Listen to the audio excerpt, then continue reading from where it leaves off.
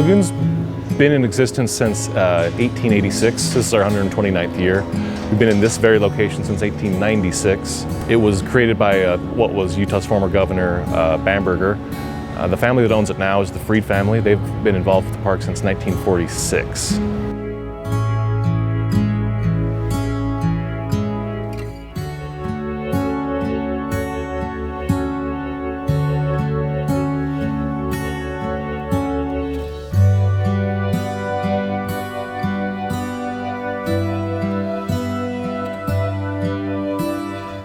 Lagoon today is a traditional American amusement park. It's a classic amusement park. It's the largest family-owned amusement park in America. We have a fun mix of old and new. We have 3 rides on the National Historic Registry and a good mix of flat rides and, state-of-the-art roller coasters and other rides like that. It's an unusual park, but that's what makes it special. Well, some of the unique things you can see at Lagoon are our traditional midway with games. We have a lot of traditional midway games. We have just right over here, we have a Spill the Milk. I think we have one of the last Spill the Milks in the nation. Again, we have some really interesting historical rides. We have our carousel from the early 1900s, a Victorian, all hand carved. We have a wooden roller coaster built in 1921, designed by John Miller, who also did coasters at Coney Island back east. We produce our own live entertainment. We have a lot of kind of fun concessions at the park as far as food. Signature food items would be probably funnel cakes, kind of classic. We do hot dogs, cotton candy, things you would see at a traditional amusement park.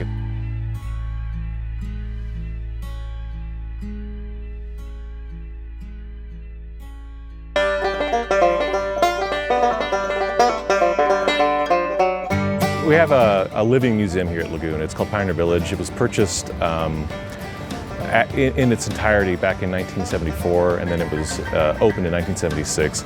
It's a recreation of basically like a frontier Victorian town with authentic buildings, authentic artifacts. None of it's reproduction. It's all the real deal. It's kind of part of Utah's heritage, a lot of pioneer stuff. There's one section that's residential, a lot of homes, schools, church, and one part that is business, and they're actual businesses. There's a co-op up there that was actually a co-op here in Utah. It's pretty special because it's all authentic, and it's part of our heritage at Lagoon and Utah.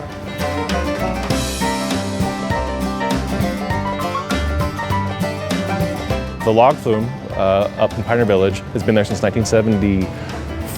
I think it was 76 when Pioneer Village opened, but it might have been 75. But it's been there since the mid-70s. And then we expanded out a little bit to the east and included Rattlesnake Rapids, which is our river rapid ride. Probably one of the most popular attractions on the park, especially here in the summertime. It's a big raft ride with all the, it's a hoot. Plus it looks awesome up there. It's kind of themed in an old mining village kind of thing. It's awesome.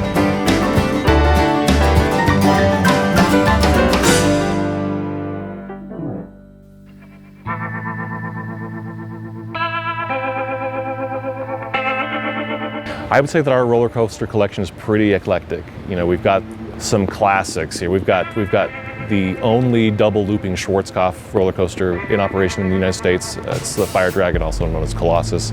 My favorite ride on the park. We also have Jetstar, another Schwarzkopf roller coaster. We've got our wooden roller coaster from 21, which is awesome. In 1953, the fall of 1953, we had a huge fire on the park, which destroyed most of the midway. The only thing we could save were the carousel right behind us.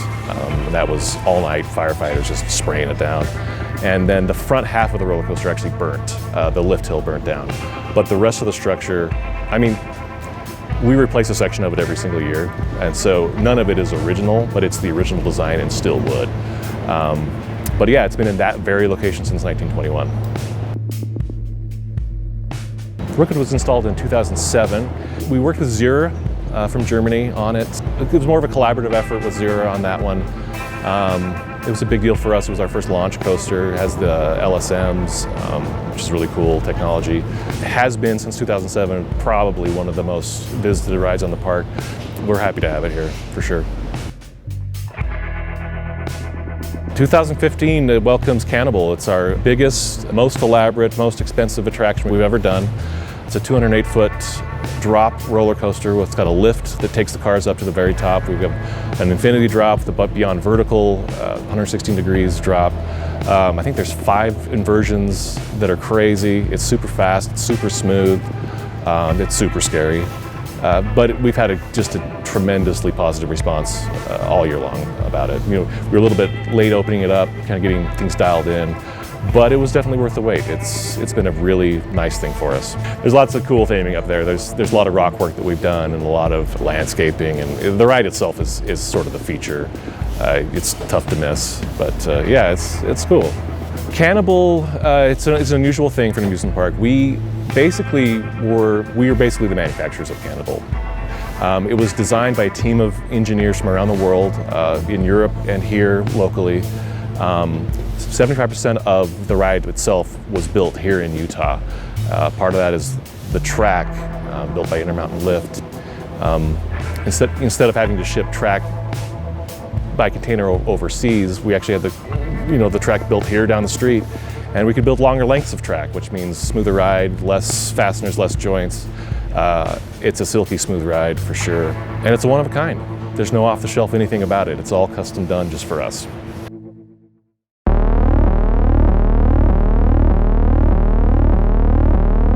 Yeah, here at Lagoon, again, traditional amusement park, we have a couple of really special dark rides.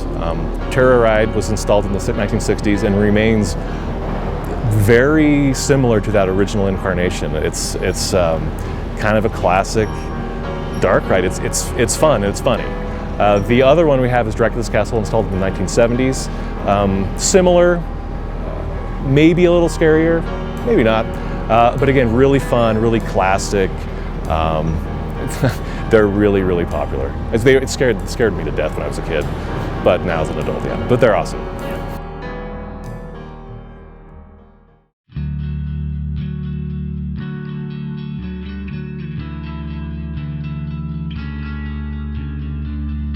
At Lagoon, being in Utah, we're ground zero for giant families, and we address that. We have one of the biggest kiddie lands in the nation.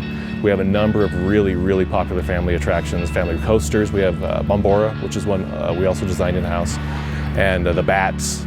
That little kids can ride it with their parents. I do it with my kid. It's a hoot. We also have a ton of classic kiddie rides. We've got baby boats have been up here since the 40s.